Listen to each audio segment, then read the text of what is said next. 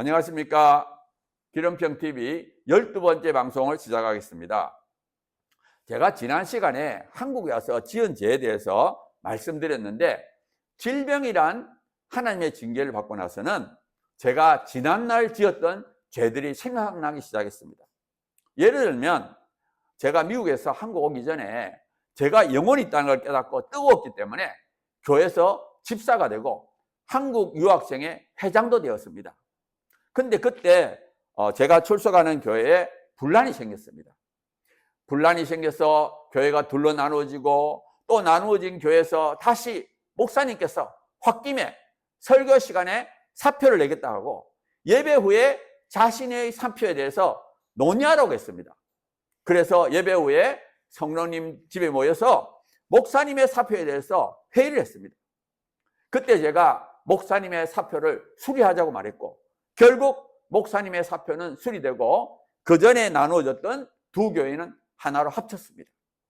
저는 그 당시 그렇게 하는 것이 옳다고 생각했습니다. 하지만 얼마 후에 그 목사님이 떠나는 모습을 보니까 너무 죄송했습니다. 또 다른 예를 들겠습니다. 미국에서 제가 사용하던 자동차를 새로 미국으로 온 사람에게 팔았는데, 제가 자동차 엔진에 문제가 있다는 걸 좀 알았습니다. 그래서 그만큼 싸게 팔았습니다. 사실 제가 엔진 문제를 있다고 그분께 말씀드려야 되는데, 제 생각에는 그만큼 싸게 팔면 된다고 생각했습니다. 그런데 한국 온 후에 얼마 지나서 차를 산 사람으로부터 미국으로부터 전화가 왔어요. 엔진에 문제가 있다고. 그래서 제가 수리비 일부를 부담했습니다. 아무튼 지나간 모든 일들이 죄로 느껴지기 시작했습니다. 하나님의 존재를 알고 나니까 크게 바뀌는 게 뭐냐면 죄에 대한 민감성입니다. 그리고 하나님이 두려웠기 때문에 죄를 안 지으려고 노력했습니다. 하나님의 징계가 두려워서 주위 사람으로부터 죄의 유혹이 오면 제가 사정했습니다.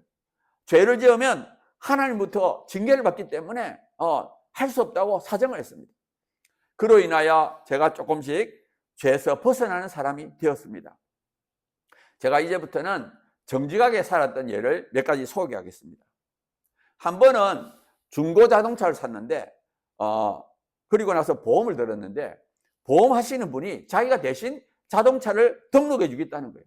그래서 그분께 정직하게 차량 값을 신고해 달라고 당부를 했어요.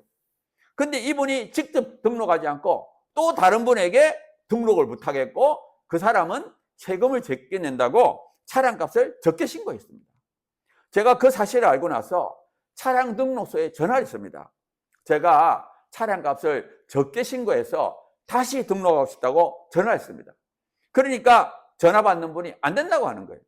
그래서 제가 직접 차량 등록소에 가서 다시 신고하도록 허락을 받았습니다. 약 10만 원 정도 세금을 추가로 내고 나오는데 제 마음에 엄청난 기쁨이 있었습니다. 정말 정직하게 살 때 하나님께서는 그 많은 상을 주시는 것 같습니다. 그 당시 제가 느꼈던 기쁨은 추가로 낸 10만 원과는 비교할 수 없는 엄청난 기쁨이었습니다. 다른 예를 들면 제가 아파트를 팔 때 사는 사람이 계약서의 가격을 실제 가격보다 적게 하고 싶다는 거예요. 그래서 제가 낮춘 가격하고 정직한 가격 사이에 세금 차이만큼 제가 드리겠다고 해서 정직하게 계약서를 썼습니다. 그리고 아파트 판 돈을 합쳐서 부모님 집에다가 땅에다가 건물을 지었고 임대 사업을 했습니다. 임대 사업을 하면서 임대 계약서를 정직하게 신고해서 주위 건물에 비해서 월등하게 세금을 많이 내었고, 나중에는 정부로부터 상도 받았습니다. 임대 사업을 하다 보면은 재미있는 일이 있습니다. 한 번은 소방서 직원이 와서 임차인들로부터 돈을 걷어갔습니다. 제가 그 말을 듣고 소방서에 전화했습니다. 우리 건물을 담당하는 사람 바꿔달라고 하고, 그분께 이미 거두고 간 돈은 어쩔 수 없지만 앞으로는 안 했으면 좋겠다고 말했습니다. 그런데 제가 학교에서 퇴근하고 오니까 그 소방서 직원들이 건물 입구에서 기다리고 있다가 자기들이 가져간 돈을 돌려주었습니다. 그런데 사실 이런 일이 쉬운 일은 아닙니다. 왜냐하면 소방서 직원이 건물의 소방시설에 대해서 트집을 잡고 고치라고 하든지 과태료를 부과하면 상당한 돈의 손실을 볼 수 있습니다. 그렇기 때문에 소방서 직원이 와서 돈을 걷어가도 사실은 찍소리 못하고 주어야 합니다. 그 당시에 이러한 비리가 많이 있었습니다. 물론 저도 약간 두려웠지만 정직하게 사는 것에 대해서 재미를 붙여가지고 용감하게 시도를 했습니다. 또 다른 예로 회계사를 통해서 매년 임대사업에 대한 세무신고를 하는데 한 번은 담당 회계사가 전화를 해서 우리 건물을 담당하는 세무 직원에게 인사를 하면 좋겠다는 거예요. 즉 뇌물을 주자는 이야기를 했습니다. 제가 그 말 듣고 저는 그거 할 수 없습니다 하고 말했습니다. 그러니까 회계사가 하는 말이 왜 안 하려고 하느냐고. 그러면 세금이 많이 나올 수 있다는 거예요. 회계사가 계속 왜 안 하려고 하느냐고 묻길래 결국에 제가 전화로 저는 하나님 믿기에 그렇게 할 수 없습니다 하고 말했습니다. 그런데 그 전화를 끊고 나서 제 마음에 엄청난 기쁨이 있었어요. 우리가 정직하게 살 때 하나님께서는 그 마음에 엄청난 기쁨을 주십니다. 그리고 그 기쁨은 경험하지 못한 사람은 알 수 없습니다. 그런데 제가 정직하게 살려고 할 때 정말 어려운 일이 한 번 있었습니다. 그것은 가족과 연관된 일이어서 자세하게 말씀드린 줄 없지만 한 번은 제 마음에 자꾸 마음에 걸려서 가족에게 정직하게 살자고 말했지만 제 말을 듣지 않았습니다. 그래서 결국 제가 세무서에 가서 그 가족을 고발해야 되겠다. 그런 생각이 들었어요. 그래서 제가 세무서를 가서 2층에 있는 담당 부서로 올라가야 하는데 도저히 발이 안 떨어지는 거예요. 정말 가족을 고발한다는 건 정말 힘들었습니다. 그래서 제가 일단 화장실에 가서 기도하고 용감하게 담당 공무원에게 말했습니다. 그리고는 가족이 어떤 처벌을 받느냐고 물었습니다.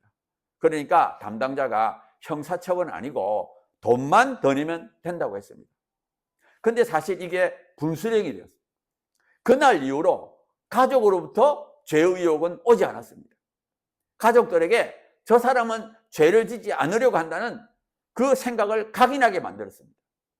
비슷한 예로 제가 부산대 교수로 있을 때 보통은 회식 자리에서 술을 강조하지 않습니다.